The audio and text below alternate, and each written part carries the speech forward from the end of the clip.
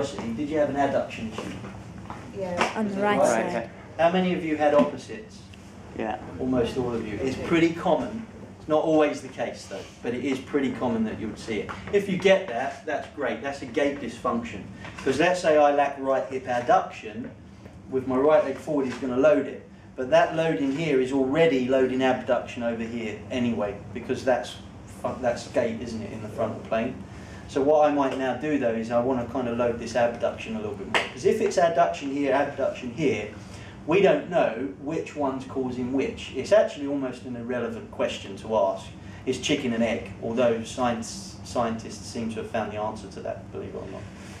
Which one came first? Anyway, what we've got here is that if I lack adduction here, that will limit my ability to abduct. If I lack abduction here, that will limit my ability to adduct, wouldn't it? Yeah. So that's chicken and egg. Yeah. What Gary Gray says, well, in that case, fry the chicken and scramble the egg. So go after both. Doesn't matter, right?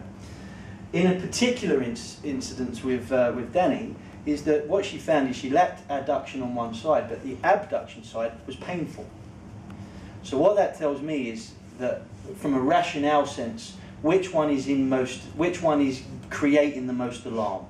A lack of range or a painful range? Painful range. So that's telling me that the cause might be the abduction. That's the limiting factor for the adduction.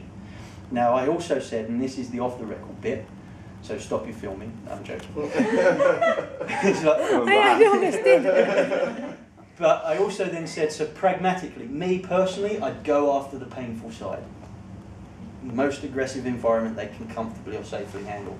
But for you guys practicing right now, you probably wouldn't want that approach, because that's the slightly more risky side to go for. Yep. But you're going to be working with people in pain, so what? Is basically it. You're working with them anyway. So what's your best choice? Okay, we won't do that today. Is that really helping them? No. So we need to find a path, don't we? But we're going to work on this this left hip for abduction, correct? So which leg forward? Right leg forward, good. But I want to change it a little bit more now. So we can either start here as we have done. So we're just there, stepping in and going.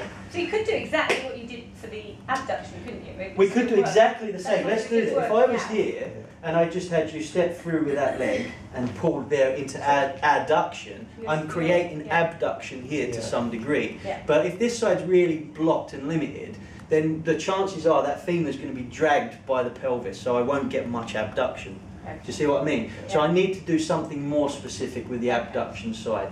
Now what I found would work much more effectively is if my client starts in an RWX. Perfect, that's it. So we're starting already abducted by quite a bit. Yep. So now what I want my client to do is, from there, we're going to do a right foot lunge. Good. Followed by the follow through there. Perfect. Come back, reset. Do that a couple of times. So my client gets the movement. There go. Perfect. One more time. There go. Nice one. So you got that pattern, right? Yeah. Good. So now what I'm going to do is shuffle over here. And with permission from my client, I'm going to put my hands here. So I said with permission, which means that I've got permission. Not really, but that's just me being flippant. Okay, so now as my client, before you do this, I'm going to talk it through. As my client lands and loads, I'm going to drive the hip away from me. And I'm going to hold the femur where it is. My client will feel like I'm pulling the femur to me. But that's because it's being left behind. Does that make sense? So let's do a couple. First couple, I don't do anything. Just keep my hands on so I get my range and time and go. There and go. Good. And come back. Let's do that again. So you're actually pushing the hip up. There we go. Holding the finger. Yeah. Good. And again. Good. And again. Good. And let's do 4 more. Let's see how we go. Good. Another one. This time, Bernadette, hold this arm out. And as you do that, reach this arm toward the mirror as you land on the loading, first load. Yeah? Go. Good. She's still quite narrow. That's all right. Does that I don't matter? mind. No. Ooh, nice. You're getting to reach towards the mirror. Yes. Okay. Let's do one more. Well done, and relax. Okay.